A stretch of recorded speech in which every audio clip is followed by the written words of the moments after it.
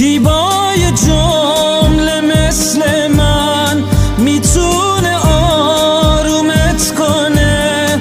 اون لحظه های آخر از رفتن پشیمونت کنه. دلگیرم از این شهر سرد، این کوچه های بی عبور.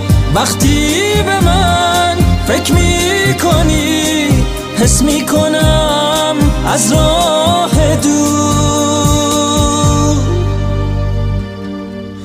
آخر یه شب این گریه ها سوی چشامو میبره. عطرت داره از پیرهنی که جا گذاشتی میپره. باید تو رو